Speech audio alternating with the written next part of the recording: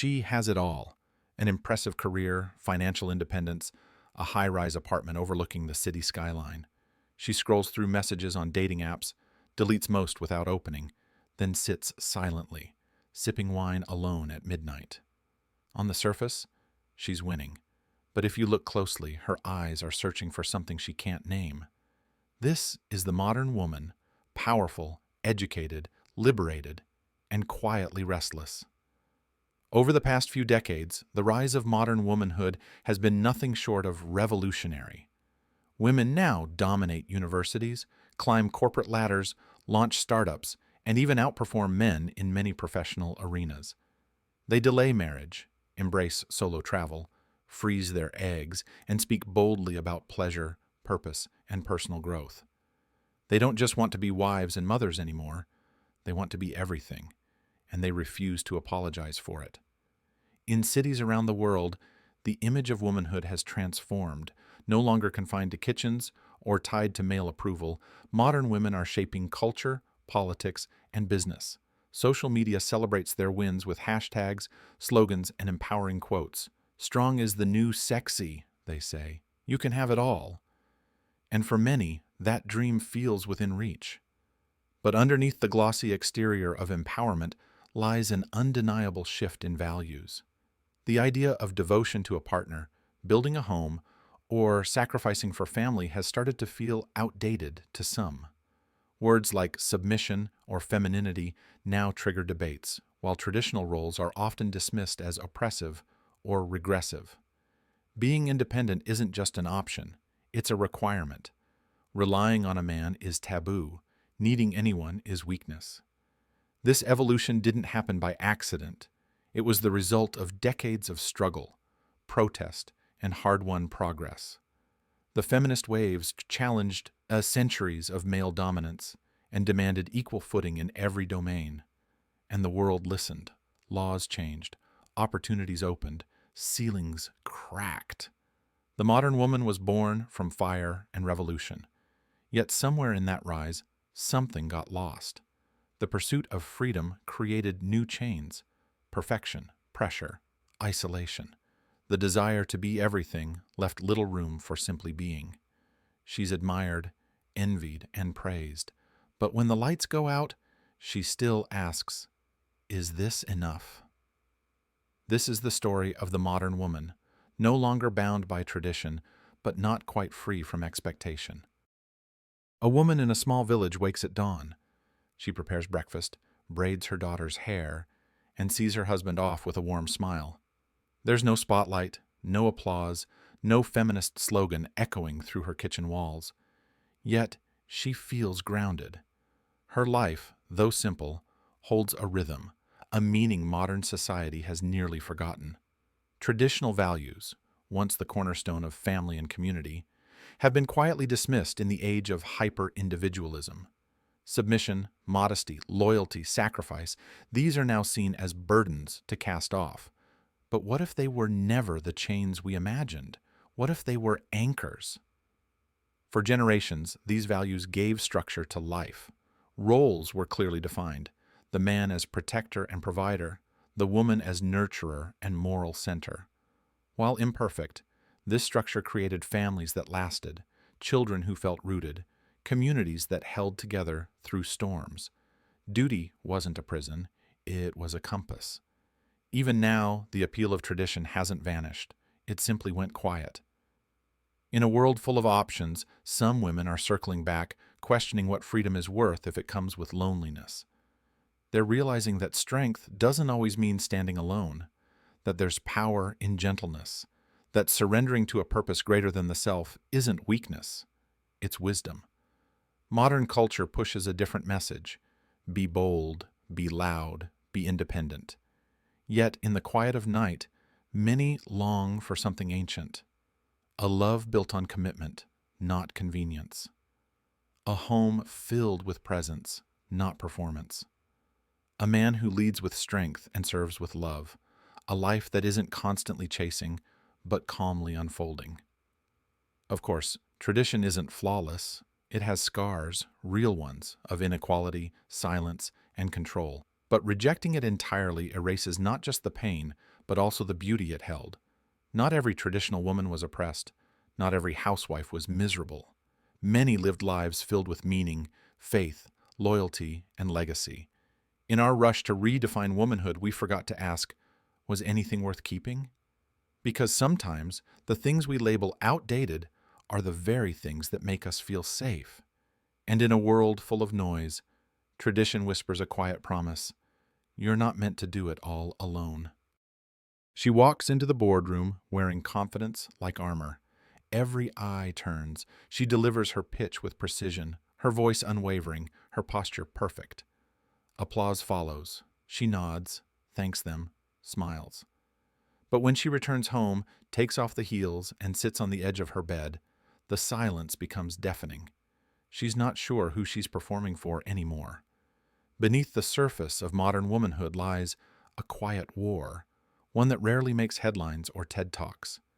It's not fought with banners or protests, but with whispers inside the mind. The modern woman is told she can have it all, but not how to carry it all. And somewhere between independence and exhaustion, ambition and emptiness, a question begins to echo: what am I really chasing? She craves freedom, yet longs for stability. She wants to be fierce, but also held. She loves her solitude, but fears dying alone. She's proud of her accomplishments, but tired of proving her worth. She resents being told to submit, but secretly aches to trust someone enough to let go. These contradictions aren't signs of failure, they're signs of humanity. The world sees the polished version, the curated Instagram, the curated career, the curated confidence. But it doesn't see the pressure, the endless expectations. Be ambitious, but not intimidating. Be sexy, but not too available. Be maternal, but not dependent. Be everything, but never complain. She scrolls through her feed, friends announcing engagements, births, vacations with partners. She doesn't envy their lives exactly, just their clarity. She wonders what it would feel like to want something simple and not apologize for it, to stop performing strength and finally admit she's tired. Inside, a quiet truth is forming. Being empowered isn't the same as being at peace. For all her independence, she still yearns for a place to rest her armor. But saying that aloud feels like betrayal. Betrayal of progress, of feminism, of herself. So she keeps going, keeps shining, keeps posting. But when the lights dim, she wishes someone would ask, not about her goals, not about her next move, but simply, how's your heart? Because the battle isn't against men, or tradition, or patriarchy. The real battle is within, and no one ever taught her how to win that war. She booked the solo trip to Greece months ago. First-class ticket, ocean view suite, a dream vacation curated for a woman who doesn't need anyone. She smiles in selfies, holds cocktails to the camera, posts the caption, "Living my best life." The likes roll in, but later that night, she eats dinner alone, watching a family at the next table, laughing, sharing plates, passing bread. She chews slowly and wonders, what did I give up for all this freedom? The modern woman has fought hard for her autonomy. No one owns her, no one dictates her future. She answers to no one. And in that, there's immense power. But power always comes with a cost. In chasing independence, she's learned how to stand alone. But sometimes she's forgotten how to let someone stand beside her. Meanwhile, the woman who chose the traditional path is paying her own price. She lives in the suburbs, raises kids, supports her husband's dreams. Her days blur with chores and routine. She scrolls through the glamorous lives of single women in cities and feels a pang of something she can't name.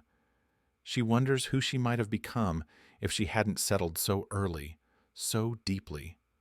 Both women made choices. Both carry hidden costs. Freedom can be lonely. It can isolate. When there's no one to lean on, no safety net, every fall is your own. There's no shared burden, no promised hand to hold. But tradition can suffocate. It can silence desires, bury ambitions, shrink identity. When your life revolves around others, you risk losing yourself.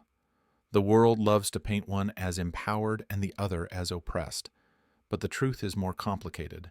The woman in the office tower and the woman in the kitchen, they both lie awake some nights and ask, "Did I choose right?" There is no winning without sacrifice, no path without pain. Whether you chase freedom or follow tradition, you will give something up. Time, identity, dreams, connection. No one tells women that no matter which road they take, there will be grief for the one not taken. She sets her phone down. The picture is perfect, but she knows the story behind it. So does the woman in the house. And maybe, deep down, they both know. Freedom and tradition aren't enemies. They're just different flavors of compromise. She used to think there was a right answer, that if she worked hard enough, lived boldly enough, chose wisely enough, she would win. Win what exactly, she never knew. But now, sitting in her 30s with a quiet apartment and a louder mind, she realizes maybe the goal was never to win, but to understand. Modern womanhood and traditional values are not two sides of a battlefield. They're two mirrors, each reflecting a different kind of longing. One glows with ambition, adventure, and the thrill of self-definition. The other hums with legacy, loyalty, and the warmth of shared purpose. Each holds truth. Each demands something in return. There is no universal victory. The woman who builds a company might mourn the family she never started. The woman who builds a family might mourn the dreams she let go. The illusion that one path leads to happiness and the other to regret has deceived generations. In the end, the only person who can decide what peace looks like is the one living the life. Some women thrive in the fire of freedom. They are creators, leaders, explorers. Others bloom in the quiet of tradition. They are caretakers, nurturers, anchors. And some walk between both worlds, leading teams by day, rocking babies by night, building empires while baking bread. They break the boxes, they write new scripts, but even they must choose what to keep and what to release. She stands at the window, watching life go by, not to envy, not to judge, but to witness. She sees women of all kinds, one pushing a stroller, another in heels rushing to a meeting, another laughing with friends at a cafe. And she thinks maybe the question was never who wins, but rather who decides what winning means. The real victory comes when a woman no longer lives by someone else's expectations, neither society's nor rebellion's. When she listens to her own voice, honors her own truth, and dares to live accordingly. Whether she's building a home or a brand, raising a child or raising capital, she wins the moment she chooses it freely. And perhaps that's what modern womanhood was always meant to be. Not a rejection of tradition, not an embrace of it either, but the freedom to choose with open eyes and an open heart.